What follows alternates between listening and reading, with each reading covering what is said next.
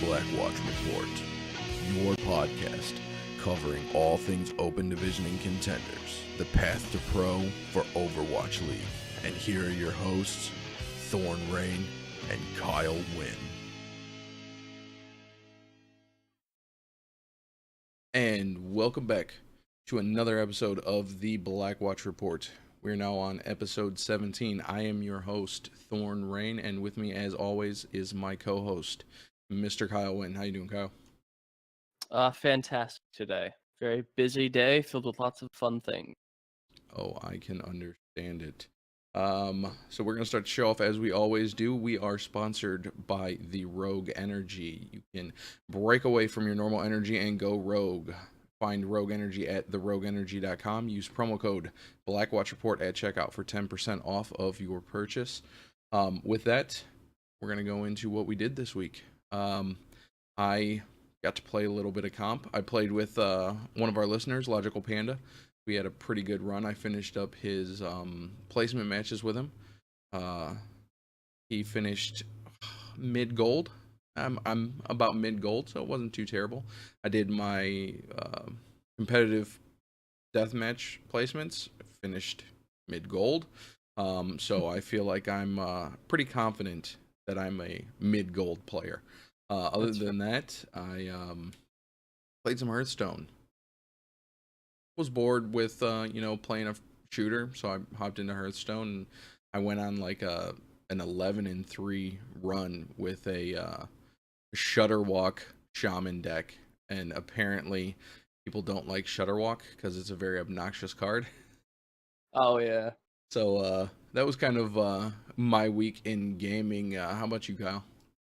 Let's see. I got back into Doom recently, the 2016, I think it was, Doom, which is one of my favorite games, specifically one of my favorite soundtracks. So I've been playing that a little bit on stream here and there. It's just super fun to play because I don't really play a lot of like solo games ever, but it's like the only one that I can handle.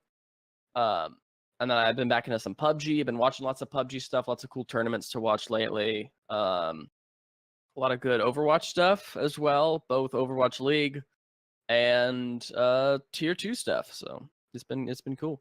Oh yeah, definitely.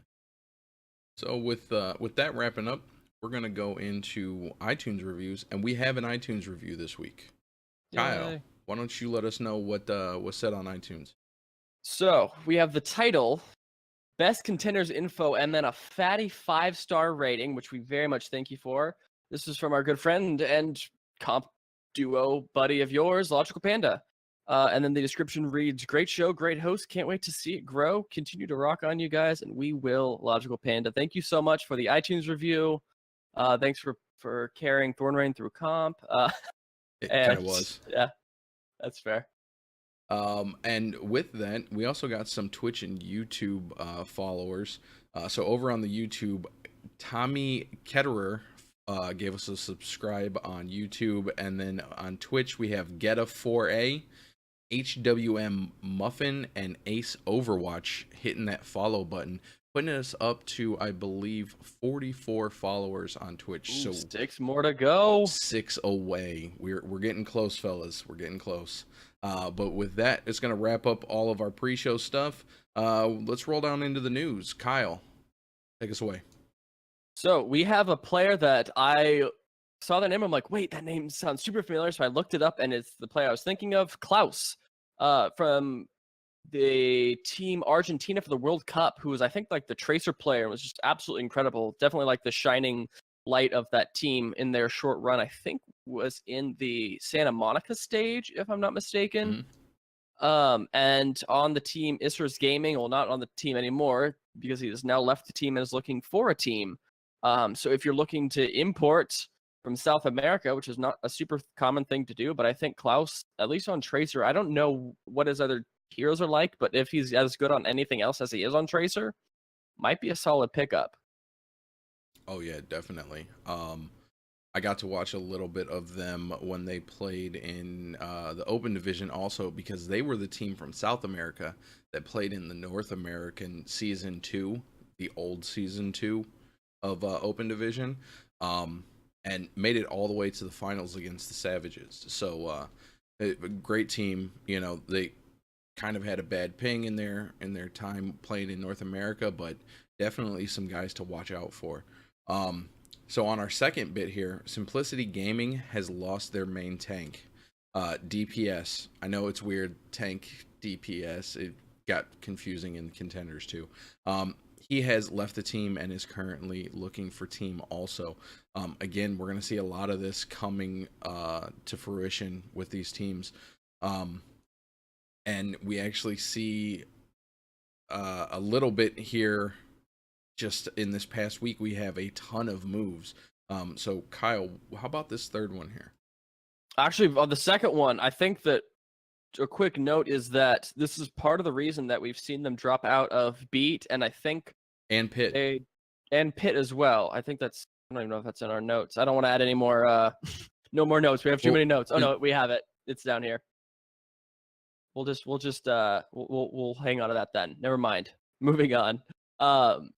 In the world of Korea, the country of Korea, the world of esports in Korea is the coach of DeTonater.Korea, Sungwoo, is now in Athena. So Athena is really bolstering the roster as of lately. So I think they're making a big next season of contenders push. Oh yeah, definitely. And then Grizzlys finally announced their new roster after they lost a couple people at the end of contenders. We have Zaprey returning on DPS. Sypeh is the second DPS. Spirit is also returning on DPS. We have Graceful returning on the flex support. Pagh on tank. Ding is taking that support role that opened up, and evokje is the second support, taking in the to close out the roster. This is the area that we saw right after contenders. Grizzlies lost both of their supports and one of their coaches, so Sovereign is actually coming on to also be the manager for Grizzlies. So hopefully we can see them kind of turn it around going into the contenders trials here just in a few short weeks. And then I guess we'll just stick with the order here if you want to take the next one as well, because it's weirdly labeled. Yep, I just noticed that it was awkwardly labeled. So I will take this next one also. O2 Ardeont and WGS Laurel 9, one of the worst names of a contenders team. Please shorten it up. Have swapped a couple players. O2 lose two of their trial players, HIGHLY and V1LLIANYO, are switching over to WGS, and then WGS DPS player Order is heading over to O2 Ardeont.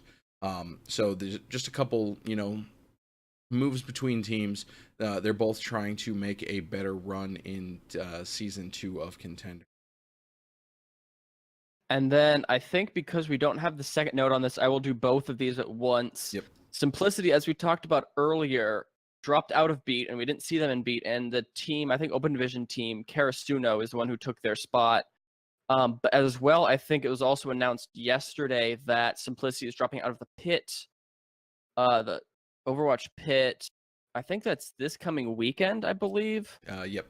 And in their spot is not Karasuno, is instead Fusion University, which should be really, really interesting to see because, as you'll find out later, the good teams aren't that good anymore, and so I have no idea if Fusion is going to be their continuing dominant self or if they're just going to get straight rolled, and we don't know what's going to happen. So I would like to believe that they can pull through because they get the Blackwatch report bump, but who knows anymore, man? And who knows? The first match in pit for Fusion University is against the God Killers, the GOATs. Like, it should be pretty interesting to watch that matchup. So moving right along, we have we're good, never mind. Sorry. Your season 2 Open Division top 4 going to contender trials.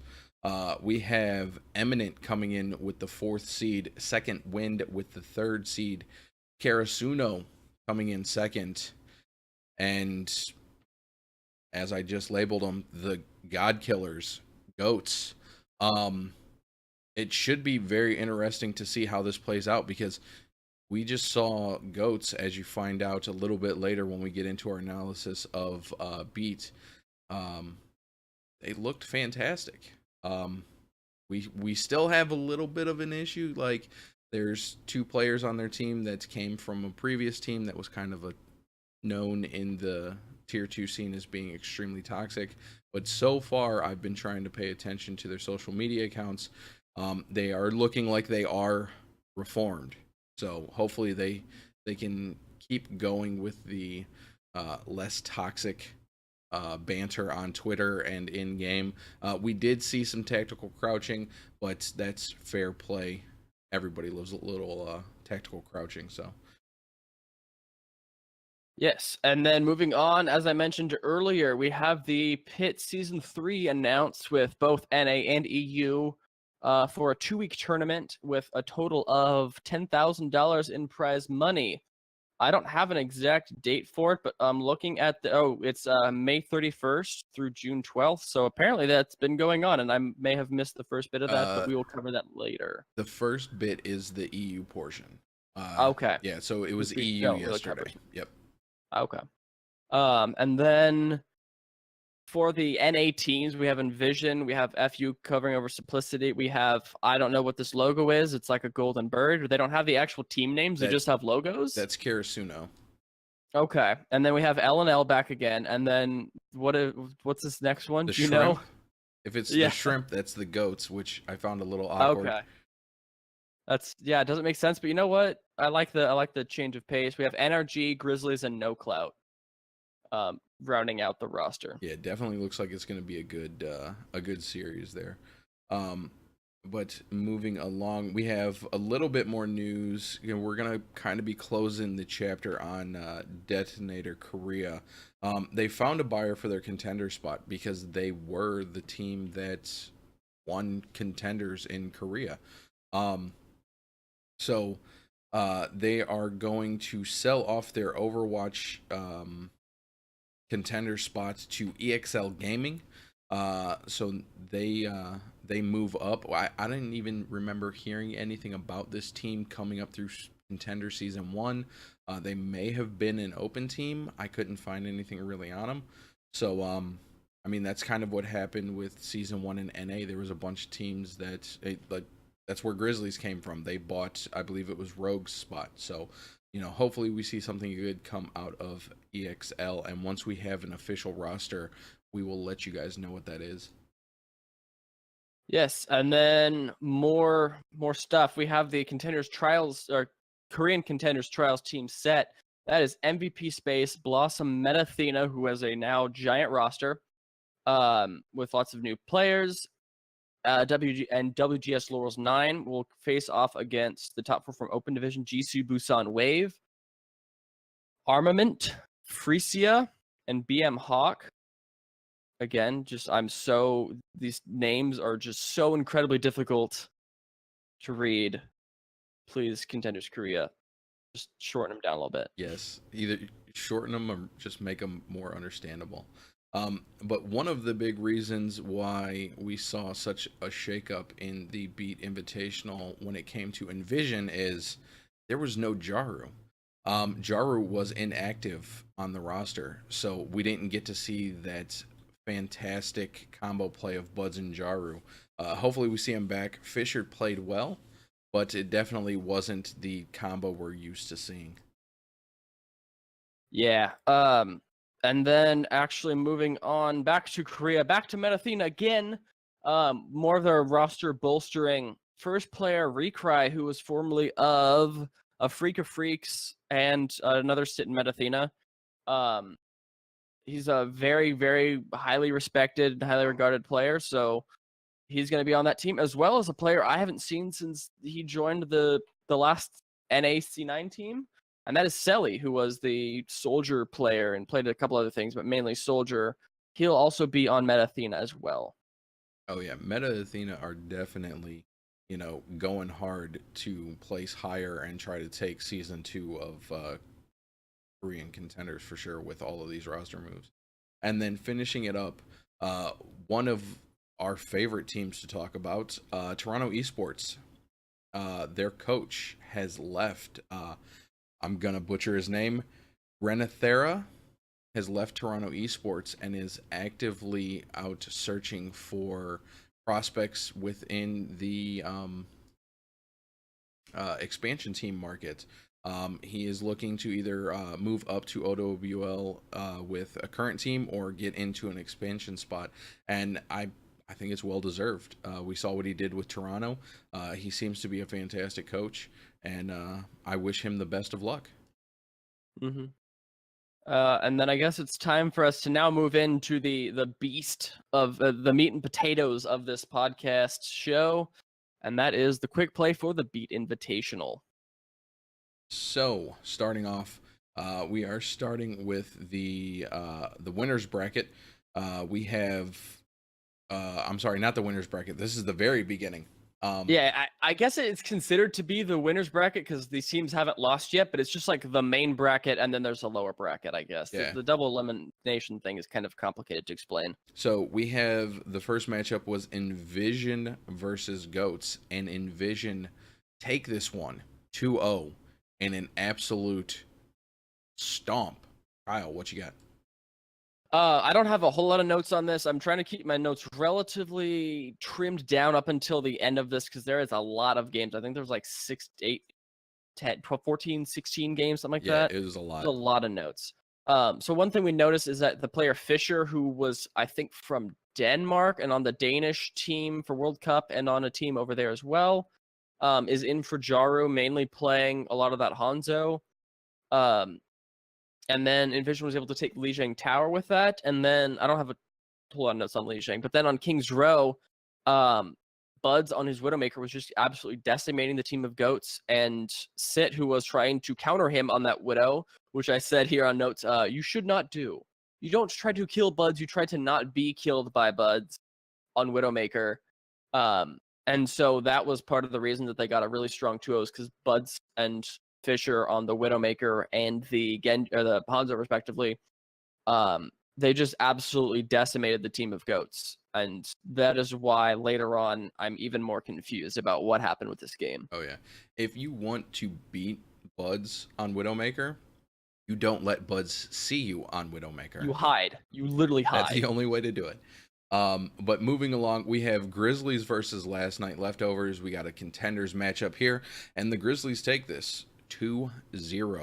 What you got? So we've seen a lot of Tracer players get absolutely decimated by Brigitte, except for Zaprey. He was one of the few players who I've seen be able to play Tracer and not get instantly stunned and killed. He's doing a really good job of playing this like kind of far back, poking, and then only going in once he just noticed the cooldowns are off. So it's kind of a little beginner's course on how to not die as Tracer. That was on the side of Grizzlies on Lijiang Tower. And then on the side of LNL, they tried this like 3 DPS comp, which just didn't work very much. And the problem is with this is they require, like they subbed in 3 DPS. And so when they wanted to run a D.Va, you ran Sugar Free instead of Nex, who is definitely Nex is the more experienced and skilled D.Va player. So you're kind of operating at a loss if this 3 DPS doesn't work, and it didn't. So that was part of the reason. That went to Grizzlies. Then over on Anubis, the Grizzlies had this absolutely clinical attack.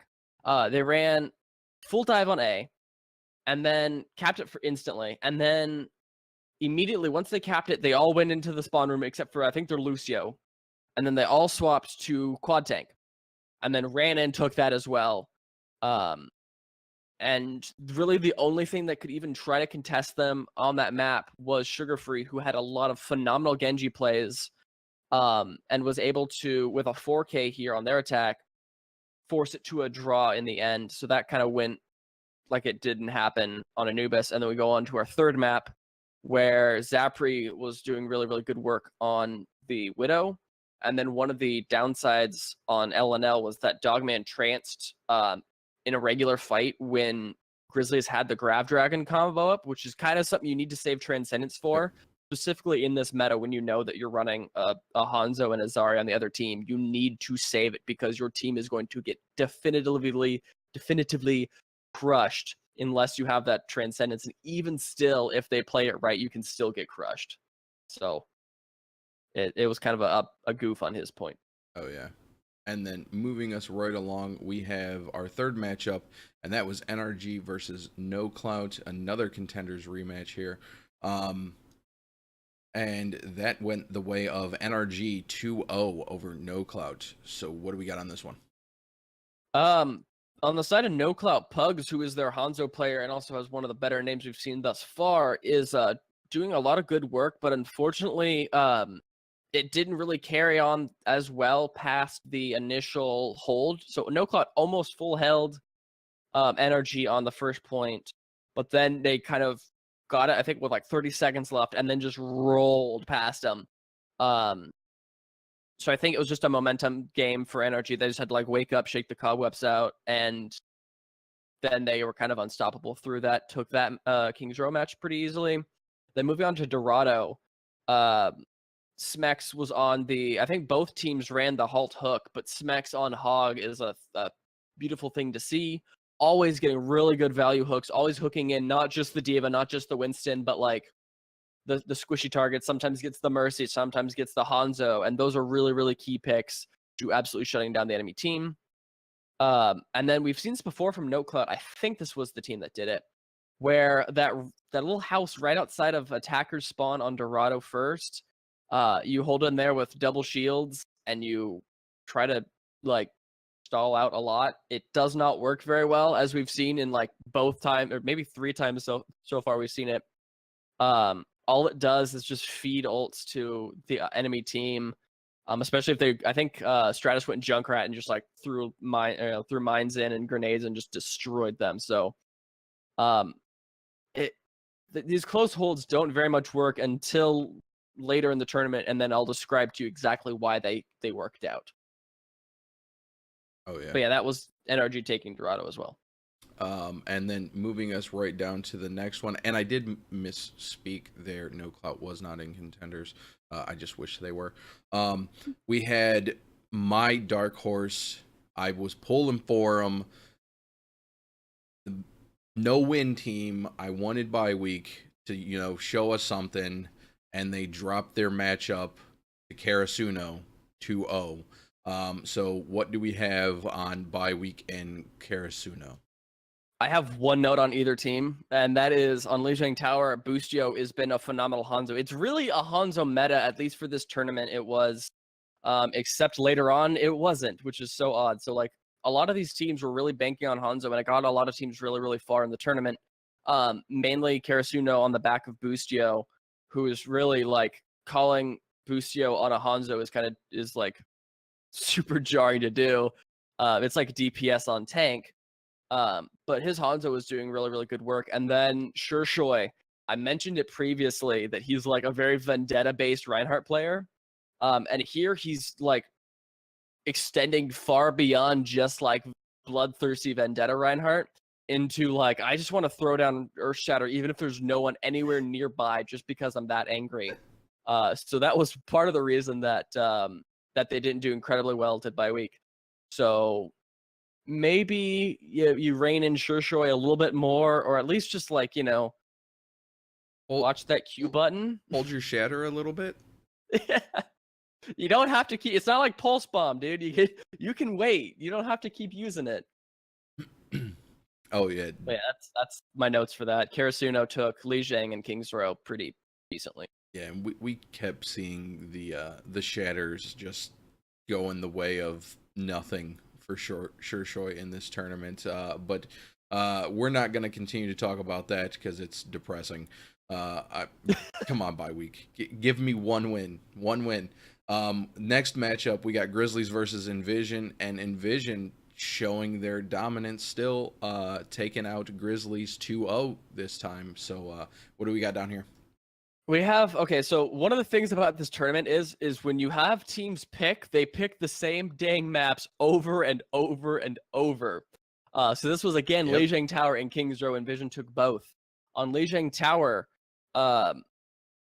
Buds on Hanzo was really good, interesting. Like, we've seen him on Widow, and he's done incredible work, but he's also doing incredible work on Hanzo as well. And then when he goes over to Hanzo again, or to Widow again, excuse me, there was a moment where he got 3 shots and 3 headshots. I think this was actually, oh no, this was, yeah, okay, this was Li Zhang. He goes boom, boom, boom, headshot, headshot, headshot, kill, kill, kill. Absolutely a beauty to see. One of the good things about Grizzlies, on the other hand, though, is that Crimzo was really not able to do a whole lot of work here. Zaprey was just constantly on him, constantly keeping him on gardens, like where that bridge is. He was constantly pushing him back towards that, towards their spawn, not letting Crimzo be with his team. And then Sypeh as well on the Pharah. Definitely won the Pharah duel against Fisher. Moving on to King's Row. Last map, Bud's got 3 headshots, 3 kills in a row. This time he's like, okay, let's step it up another one. Let's go 4 and 4. And then on King's Row, went boom, boom, boom, boom. 4 shots, 4 headshots, 4 kills. And that like single-handedly deflected the attack from Grizzlies. And then Sypeh on his Hanzo had a really weird mess up where there was a Graviton kicked out and he had Dragon, but he was stuck on the other side of that, like the pub on Streets phase. And the Grav was on the streets and he was kind of up on the high ground on the opposite side of the pub and just kind of blindly shot and completely missed the Dragon on where the Grav was, which I thought was hilarious. But even despite that, he was still looking pretty solid on Hanzo, but not solid enough to get them the dub. So Envision took both of those. Oh yeah, and just as you said with the headshot streaks for Buds, that's why we're putting our stock in him for the Overwatch World Cup team for NA. That'd be cool. I would love to see Buds over there. Looking at you, Twitch chat. But we're gonna move right along down into the winners bracket final here. I'm sorry, I lied. I jumped ahead. We had NRG versus Karasuno, and NRG coming out of contenders going up against the number 2 team of the open division. NRG takes this one 2-0, looking pretty dominant. So Kyle, let's talk a little bit about NRG here. So NRG were a team that really looked underwhelming. They were slightly better than the Mayhem Academy team, Yep. But overall, for all of the other Academy teams, they were probably one of the most underwhelming, specifically after losing Damon. But once, and like one of the other things I talked about too is Moyes, when he came in, just did not look in sync with the team. Now that is no longer true. He's looking phenomenal. He's able to do a ton of different stuff. He's able to play the Diva. I think he played some Brigida. He plays the Tracer. He can play the Widow. I think he's played quite a bit of Junkrat as well. So he's looked a heck of a lot better with this team. And that's part of the reason they're able to take King's Row. And the fact that Karasuno is continually getting picked off. Most of the time they were going in for these initial fights and losing one member. Okay, well, let's hang on for a second. And then they lose another one. Okay, well, let's just go back to spawn. Come back. Okay, well, no one got trapped. Okay, well, he's dead. Okay, let's just hang on another second. And then, like, their time's gone. And NRG wins King's Row. And then on the side of Li Zhang, on the map of Li Zhang, Stratus is one of the few Pharahs I've seen who does not absolutely die every time he barrages. He's actually, like, maybe only died once that whole map with like 4 or 5 barrages, which is pretty solid, and always gets like not just kills but good kills. He always gets like support line or, you know, on the Widow and stuff like that. And then one of the good things about Karasuno is Guru is a really, really good Zarya player for them, and in this meta, a good Zarya can really carry you very, very far. So hopefully we see them kind of work out the kinks and really kind of play around Guru a little bit better and try to enable him to continue melting people. Oh yeah. Yeah, and we saw it towards the end of contenders when Damon, you know, did get picked up and then Moyes came in. They didn't look like a solid team, and now that they've had a little bit of time to play together, they definitely have stepped up their game, and maybe not as memey as they have been in the past. So really looking forward to seeing where NRG goes, you know, in season 2 of contenders. But now we're going to get into the winners bracket finals, which was NRG versus Envision. And in this one, we had our first, deep match, really. It was a best of 5. So we have NRG taking this one over Envision in 3-1. So, Kyle, what are we talking about here? So, you know how previously we talked about the only real way to like win against Buds on Widow is to hide from him? Well, that is exactly what NRG did. Buds was going up across on the right-hand side, if you're looking from the attacker's perspective on King's Row, grappled up to the one ledge, over to the other ledge, and what NRG did is just hide around the backside of Hotel, held the shield up, and then waited for Envision to push into them, not letting Buds get any picks or any value on that Widow pick at all. So I think he ended up having to swap off to different, less comfortable picks. And that caused Envision to get full held on King's Row first, allowing NRG to come in, take one tick, easy clap, first map. Moving into Lijiang Tower, Moyes is like annihilating people as Tracer, which is kind of hard to do in this current meta because there's so much Brigitte play and so much heavy tank play. So we're able to see another example of a Tracer being able to survive in this really hard to survive meta. And another part of this is because Envision just looked very disjointed with ult usage. I don't know what happened. They were one of the most like ult disciplined teams. They looked very in sync with each other. Yep.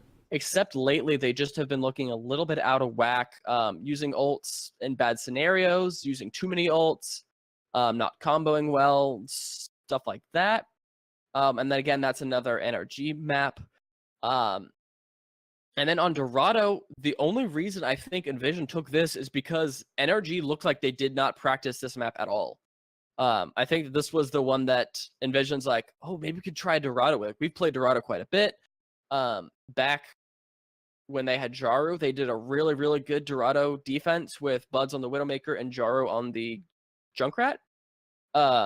So here, maybe they had the leg up with Fisher on Hanzo this time as well, and NRG just didn't look very, like, I just don't think that they scrimmed this one, and so they took the L on that one, and then took it to Hollywood, where they had the 3.5 tank comp, as I'm calling it now, with Brigitte as that half tank, and basically just steamrolled to the end. And then the only time they ever did get stifled a little bit was when iShiny had some incredibly big shatters. I think right towards the very last bit of, oh no, this was on A, on the second attack, so both teams made it all the way through. On the defense, Shiny had like, I think a 5 or 6 man shatter, which was absolutely cool to see. This is definitely like the shatter tournament. Oh, there 100%. have been so many incredible Earth shatters. And then there is Shurshoy. Yeah. But that was like NRG taking the third one. The redheaded stepchild of shatters just put Shurshoy. I feel bad talking about it, but like watching this tournament, which we'll talk about in our next match, somebody who had phenomenal shatters, crazy amounts of shatters, but every team was just getting shatters left and right, and a lot of people were hitting 2s and 3s on their shatters almost every time, except for Shurshoy. Sorry. But that's going to move us right on down to the loser bracket, where we had the Goats taking on last night's Leftovers, and Goats take this one 2-0. So what do we got going into Goats and last night's Leftovers? So here we see the beginning of Goats ramping up. Here we kind of see them start to play. I think that part of the problem was in the first match, they tried to play Envision's game, and then they're like, you know what? We're not going to win that at all. And so then they just started playing their own game. Playing that tank comp, playing Brigitte, playing Halt Hook. Those are like their kind of things to do. Their Halt Hook was getting incredible value on Lijiang Tower, which is an interesting place to play it. I think that's where they played it. And then on the side of LNL, again, they ran with that 3 DPS and just did not work out. So LNL, you guys might want to chill it on the 3 DPS, keep Nex in, or figure out a better way to to deal with Sugar Free. And then on the side of Anubis, Sugar Free had a blade that could have absolutely decimated the attack of Goats. Goats attacked A, got it pretty quickly, and then we're moving into B. And then Sugar Free built his blade up and was like blading, jumped up in the air, came down, insta grab from Wavy. He's just sitting there, Sugar Free is, and it's just like, ah, crap. And then just gets roasted along with 3 other members of his team. And they had an incredible, I think it was like a 5.5 minute time bank on that attack. And then one of the interesting things is part of the reason that didn't work out super well is Dogman is one of the few players who does not yet believe that Sombra is a DPS and is continuing playing the kind of support Sombra that we saw in previous seasons. And I have yet to see it work out incredibly well for them. So maybe just kind of hang that one up for a little bit. Sombra is kind of, I think he was the only person to play Sombra in this entire tournament, and it didn't very much work out. Which is really weird because in contenders we saw a ton of Sombra. Yeah. And then now we didn't see a whole lot. It's a big meta change, which is part of it. Brigitte changed up a lot of stuff, and it's kind of refreshing.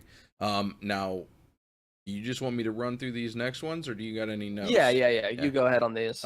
There wasn't a whole lot of shake up in these next ones, so I'm just gonna blow through the next set of matches really quick. We got bye week taking No Clout 2-0. There's that win, boys. Well done. Goats beating their counterpart out of Open Division 2-0, taking on Karasuno. Bye week, man, where'd you guys come from? We got 2 wins. Bye week, beating Grizzlys 2-0, and then Goats taking out bye week 2-0. And that's going to take us into a little bit of notes here. So, Kyle, what you got? So on King's Row, we saw Goats continuing with their tank play, rolled literally all the way through, and I think this was like a 4.5 minute, maybe 3.5 minute time bank on King's, which is not very common to see, except if you're the Goats, I guess. Insanely fast. Now I've got a little note here. This is where I'm going to start jumping in because there was just so many matches that if we both talked, this would have been like a 2-hour show. And we can't do that. So Sit is playing fantastic on Brigitte, but he's got some questionable rally usage. He's using them right at the start or shortly after the start of team fights. When there's literally like 6 or 7 seconds before any engagement happens that he could be armoring up his team. He's constantly holding it. We're seeing it work for him, but it's just these team fights last for a long time, especially with the way the Goats are playing, such a tank heavy comp. He could get back to a rally, or at least close to a rally in some of these team fights if he just preemptively used his rally. So that's all I had on that one. And then on the side of bye week, they had a Zaprey player Capo who is pretty good. But the problem is, what is who's the diva player on Goats? I cannot remember their name. Kaluj, yes. Kaluj is hungry. He's hungry for gravitons, and he's eaten like 4 or 5 just in the second week of this tournament. Just in the one day, he ate like 4 or 5, including Capo's graviton. So that is something, if you play against Goats, you really need to make sure that you either knock the diva out of the mech, the diva is on the other side of the map, or you bait the diva elsewhere away from the rest of the team, because Kaluj will eat them. And then I actually don't have any notes on Dorado for either team. No, but Goats took that as well. I do have one thing to say here, because I was giving him a hard time earlier. Sure Shoy, he gets 4 with his shatter on defense for King's Row, and then on their attack, he gets a fat 3 shatter, gets the nano boost, and drops a team kill. So we saw a little bit of redemption for Sure Shoy coming up, but they weren't able to lock it down.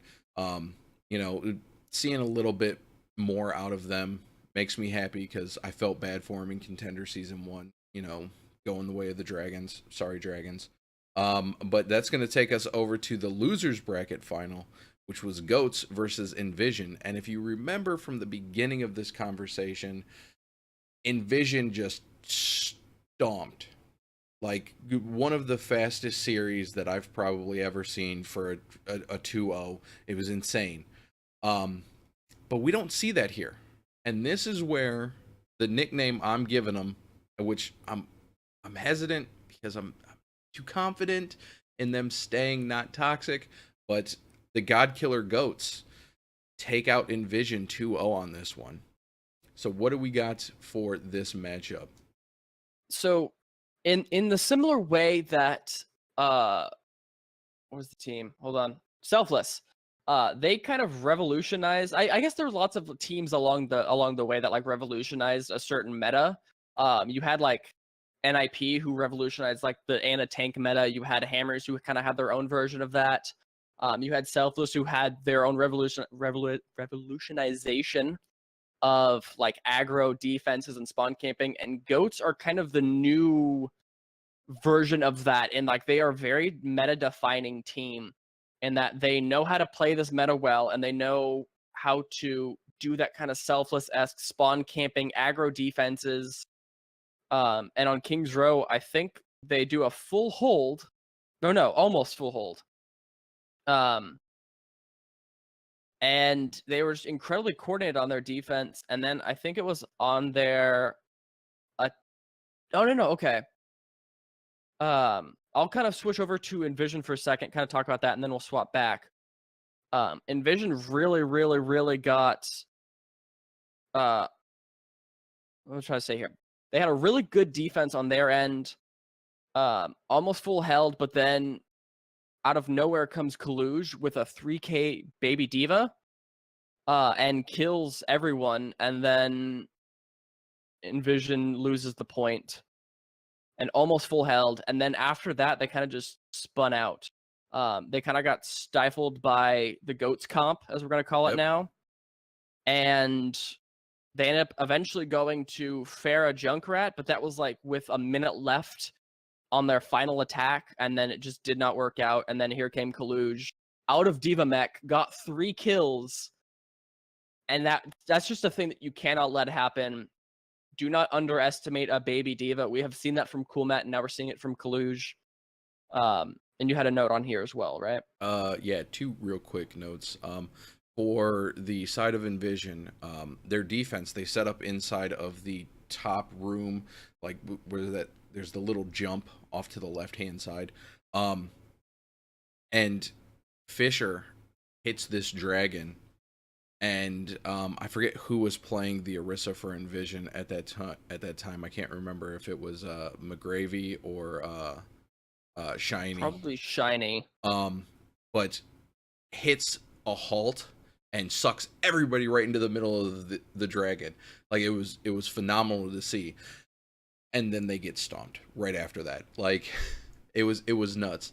But this is also where we see Kaluj stepping up his hunger, because he stopped eating grabs and he ate a dragon strike on their defense, literally saving the team, and everyone was in the grave.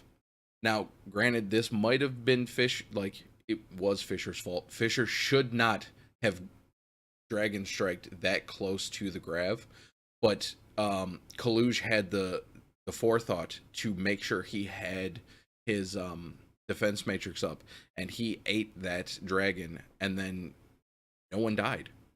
They come out of grave, and then they just stomped Envision. So it was fun to watch.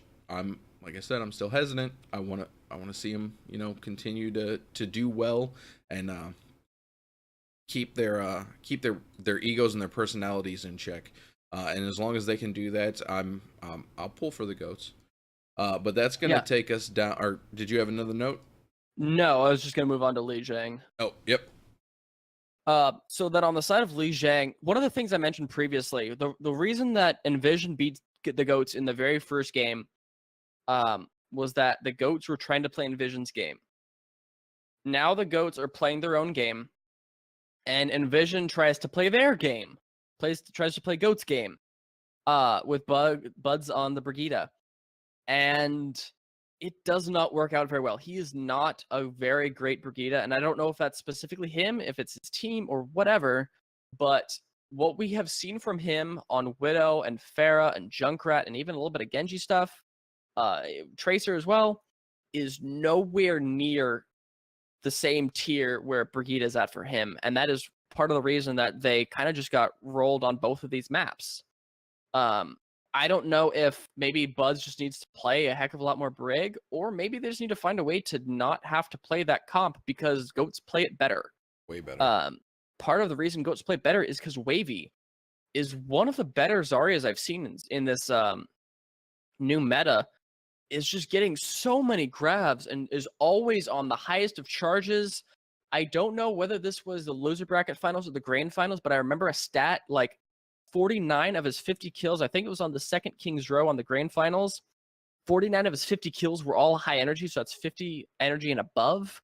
So Wavy is just knows when to put the shields up, how to get high energy, and how to keep that energy and build gravitons incredibly fast. And that is really what helps the Goats take these fights so handedly.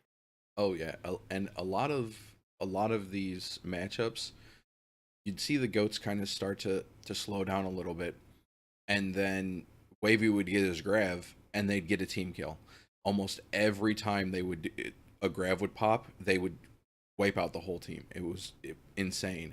But there's a moment on Gardens on Lijiang Tower where Sit hits this perfect. It's a beautiful whip shot, and it takes Shiny right off the side into the koi pond. And I believe, if I'm not mistaken, Envision was almost going to flip the point back at that moment, but with the knockoff on iShiny, whenever, this is what I'm gonna say about Goats right here. One, they are a phenomenal team in the aspect that they adapt extremely well. They might start off like we saw early on, they couldn't figure out Envision. Well, in their next matchup Envision, they had figured him out and countered everything that they were doing. But they are also an extremely focused team. When they get a pick, they know exactly who to move to next, and they systemically take out each individual person after that. Like, as soon as they get a pick, it's like everybody is like, okay, get the Mercy, or you get the other tank, and that next person drops. So the amount of team play we're seeing out of Goats rivals what we saw out of Toronto in Contender Season 1 with their team play. They definitely do have absolutely phenomenal target calling. Mm-hmm. It's definitely one of the most watching them all dive as a full unit is really an interesting thing to see, because they are, for a, I hate to put a qualifier on this, but for a open division team, they are high contenders level in terms of their coordination and the way that they are playing as a team. They are not a open division team being carried by one god tier DPS or support player. They are just a core of 6 players that play with each other incredibly well. And I think that playing like that is the way you can kind of build a sustainable team that's not just defined one meta at a time, or if you have a Tracer carry, now Tracer's out of the meta, your whole team is screwed. They do a good job of playing as a full team, not letting one person carry them. Oh yeah. And the crazy thing about their dive is they're doing it's not a traditional dive. They're doing like a ground dive almost. And watching some of their, man, I don't even know how to put it. Like, they go in and they take out a tank. It's very much a dive. Yeah, it's a weird tank dive. But yes, it's dive. It's an odd tank dive. I heard another person say, I believe it was Blazing Bob.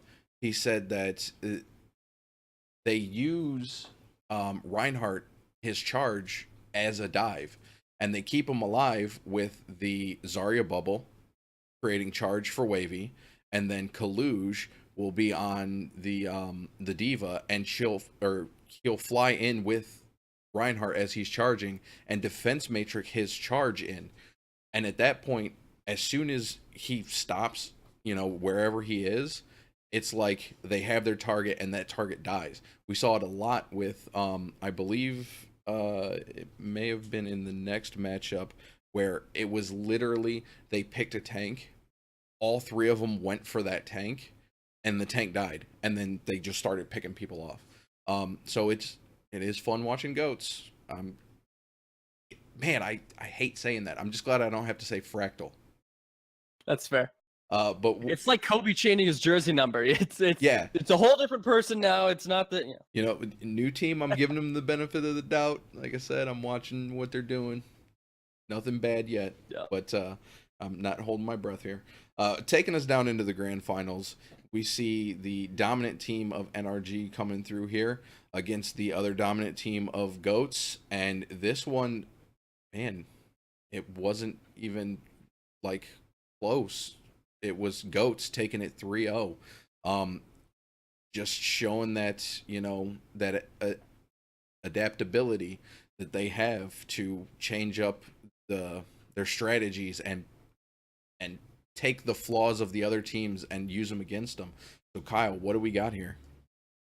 Goats ran the same comp again. Pretty much they switched up a little bit, and then once this tournament kind of got underway and once I got farther in, they're like, okay, we're going to change less and less overtime because this one thing, the Brigada, the Diva, the Zarya, the Reinhardt, with usually a Lucio and usually a Moira or sometimes a Zen, they just ran that every time, every map, wherever they needed to, they just ran it. And it worked incredibly well. They also did a lot of this that we saw previously, is that like the train wreck idea of holding incredibly far up, waiting for the team to push out on their attack, and then diving on them and killing everyone. They did that on Hollywood in, I don't know what the call out for that is, but if you're on the attacker side, like the left-hand room where you go up the little stairs by the arch, jump off the little balcony as the team is going up the middle, and they just wrecked NRG that way. NRG had some very questionable ult usage as well. They used like 3 ults at a time and still lost team fights, and they were, always using about 3 ults at a time when a good team can make do with like 2 usually, 3 if it's a really tough matchup. But usually if you're a good team, you can make do with 2, which is my new catchphrase. Hit me up for t-shirts.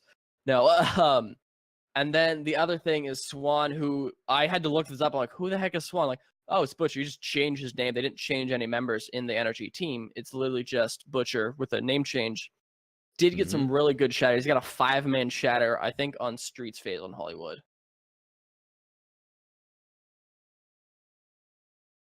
And then really the only note that I have here, I kind of talked about a little bit ago. There was an incredible dive, just destroying the defense on King's Row on their first attack. This is, I talked about the Reinhardt charge into all the way into the back room behind the point. So we see the Reinhardt charge in. He catches man, I didn't write down who it was. He catches the NRG's Reinhardt, and as Swan. Catches the Reinhardt. So now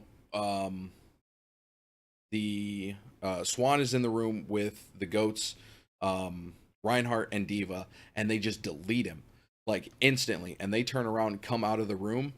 The rest of the team is behind NRG coming from the spawn, and then you have the 2 tanks coming from the backside of NRG, and they literally just close in on them, and it's point A taken. Like, it was super fast. It was insane. So I'm really looking forward to seeing, what is going to happen in the pit here in the next coming days. Are the goats going to keep up their dominance? They're facing off against Fusion University game 1. That's going to be an insane matchup, and I cannot wait to watch that. That's going to be awesome to watch. Yeah. And then, so moving into King's Row now, another Goats map is Goats attack with another. Bare Hands confirmed that their first match, where I thought it was a really good time bank, they did it again with a 4-minute 26 time bank on their attack. and just straight rolled through. I didn't even get stalled on first, and get stalled on second, did get stalled on third. I think they maybe lost a team fight, but I don't think so. I don't think they did. And then you had a note on that, correct? That was the note. The dive that I had, which is Okay. led into that 426 time bank. Insanely fast. Like it's nuts.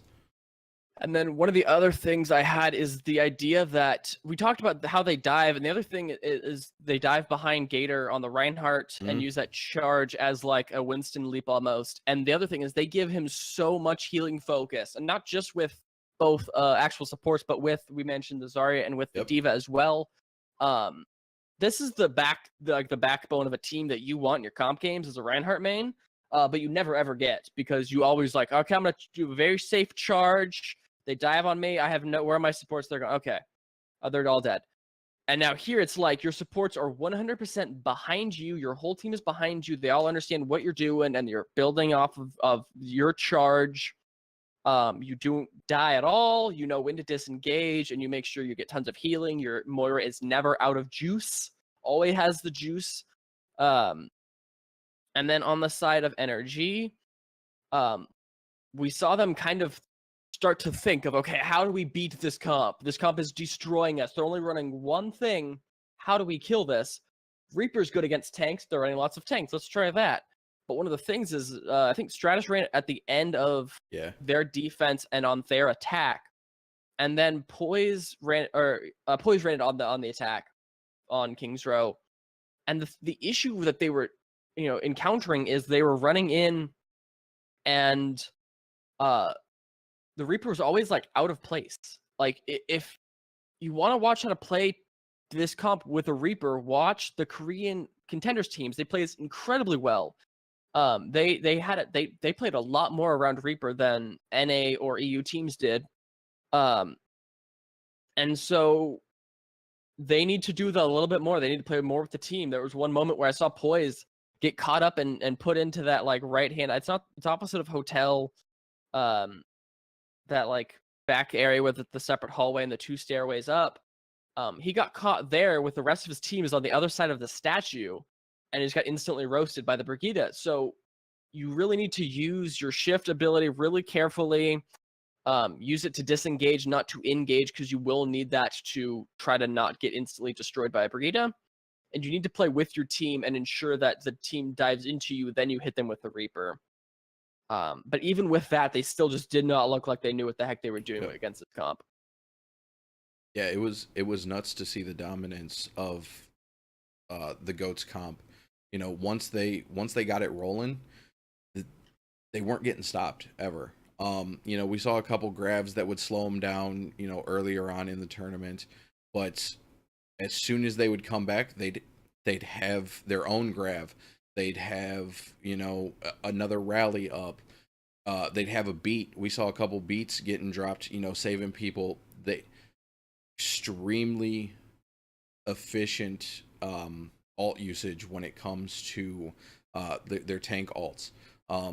They were taking fights with only 1-2 alts ever used. They weren't having to blow a bunch of alts. We saw them use the graviton kind of as a defense measure. If they would get graviton and everybody gets pulled in, they would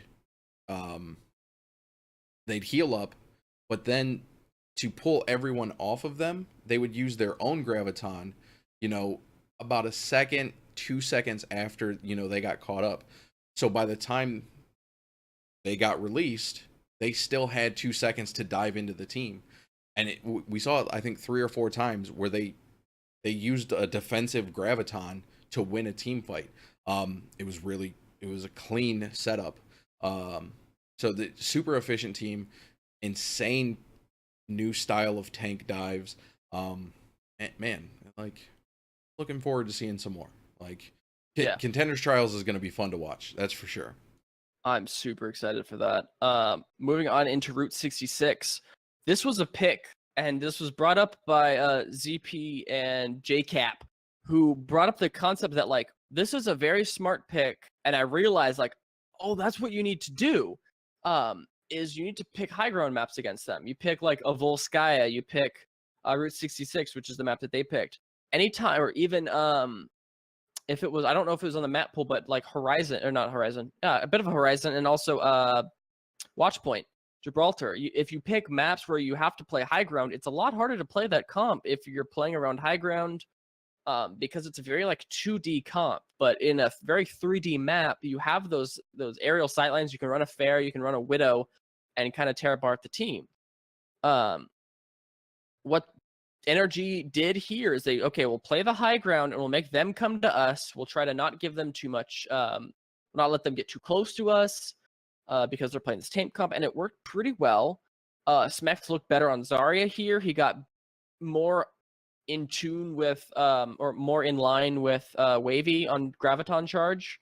They were both relatively around the same time getting Gravitons, not one eclipsing the other. And both teams make it all the way through, both with like no time left. And so it was Goat's attack on this last round. It was either to win it or to force to a map 3 or map 4. And Energy are able to hold Goats to 14 meters. They do the Goats dive defense, play aggro, ended up working incredibly well. It just worked phenomenally. So they held him to 14 meters, and we're like, okay, well, that's pretty good. And then JCap said, like, well, how crazy it would be, though, if they held even less than that. And everyone's like, that's ridiculous. And they're like, is it, though? And then they do the same thing. They have the incredibly close up. At first they start to try the train wreck, and they're like, okay, well, let's back up. Let's not get too hasty here. I think because they saw the Bastion pick come out of Energy. So instead they play back in the lower tunnel in the mountainside thing, and defend from there. Another note that I want to add before I get too deep into this specific attack, their supports on Goats are like the best in that they never, ever, ever die. They never get picked. They never get caught out of place. They're always playing incredibly well coordinated with the team. The only time I ever see supports die is when the other like 3 or 4 members of the team are already dead. So I really have to shout out the supports on this team, that they're just doing an incredibly solid job of that. But we're going back into, okay, we're going to paint you the picture here. They're holding that tunnel. Energy know that this is going to happen. And what do they do? Okay, they're going to pick a Mei. They're going to pick a Bastion. And I think they had something else. Maybe not. But they boost the Mei up onto the lower train. Bastion's chilling up there. Starting to shred some shields. Gets like a Diva D-Mech. But then he starts taking damage.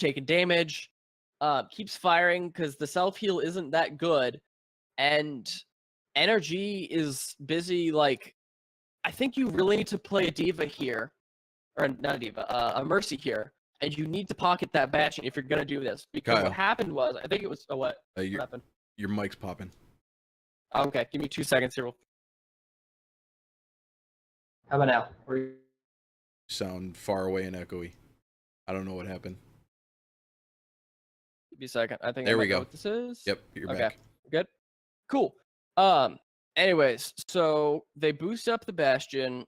Needed a Mercy because I forget who I think it was Rob Dad was down on the ground healing the tanks up who were trying to clear space. But in the meantime, the Bastion was just getting shredded by the Zarya, and the Bastion died. And when the Bastion dies on that attack, it just does not work.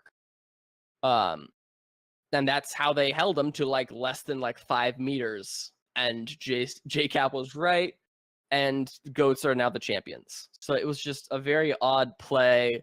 I think it was literally, if you pocket the Bastion a little bit better, you can push it to a map 4 and see what happens there. Oh yeah, definitely. Like, I was not expecting them to get held at that 14 meter. That was insane. But it was fun to watch. It was weird to watch the comp of NRG come out, and see them try to play it the way they did. Had they healed and stuck with the Bastion up top, I think they could have took it, but I mean that's neither here nor there. It's over. Goats are your Beat Invitational champions for season 4. Now we get to see them play in Pit. So, you know, and then shortly after Pit is over, we get to see the Contenders Trials. It's gonna be interesting watching this this progression for them. Really looking forward to it. So we have no main discussion this week. Speculation station, nothing really. You know, there's a lot of off tournaments coming up. But we do have our community intel, and that was, who do you think will win the Beat Invitational? Me and Kyle both said Envision. And Kyle were both wrong. Everybody that we got a reply from also said Envision. So I'm going to run through them really quick. We have the Monkey Prince from Discord. These are all from Discord. The Monkey Prince says, I feel like Envision has to take it. They just look so good compared to the other teams playing. Well. Yeah, early on. Yeah. Totemly Drunk coming in with, Envision are the favorites. You can't expect NRG to win deep in a bracket. Or can you? Or can you? They haven't looked the same since Damon got called up to OWL. Dark Horse, I'd say, is LNL, but always cautious when it comes to new lineups. And then Nano Boost. Nano Boost coming in with, I'm going with Envision, with a chance of LNL, and my Dark Horse is Goats. So Nano Boost is the only one that threw out the Goats name. And that was even as a Dark Horse, like, shot in the dark. Like, if something random crazy happens, it's going to be Goats. And he was the rightest. And I mean, I have no shame. No shame. I said it on the last episode. My Dark Horse was bye week because they loved tanks. This is a very tank meta. They got 2 wins. So that's a win in my book. I was kind of right. They just didn't win the whole thing. They just won matches. But that's going to wrap it up for the show. As always, if you are listening on the audio stream, go ahead and just swing by Twitch. Give us a follow. If you're watching live, hop over to iTunes. Give us an iTunes review. We'll read your iTunes review and give you a shout out on the show if you do a Twitch follow. So Kyle, where can they find you on the internet? You can find me at Twitter and Twitch. I've stopped streaming as much because it's getting busy around here. You can find me at Kyle the Winner on Twitter and Twitch. Cool. You can find me over on Twitter at Thornrayne. My Twitch is also Thornrayne. I do most of my streaming on the Blackwatch Report Twitch account. You can find the show on Twitter at Blackwatch Report. There's no O in report. You can email the show, blackwatchreport@gmail.com. You can follow the show on Twitch, twitch.tv/blackwatchreport. You can swing by. If you just put Blackwatch Report in YouTube, I'm starting to make sure that I upload all of our content over there. You just search for us. You can find us over there also. We record live Wednesdays, 6 p.m. Eastern. Our intro music is the main theme for Overwatch, covered by our very own Kyle Wynn. And this has been a High Noon production. You can find all of our shows at highnoonpodcast.com, and you can come and chat with all of the hosts over on the Discord at discord.me/highnoonpodcast. And with that, Blackwatch out.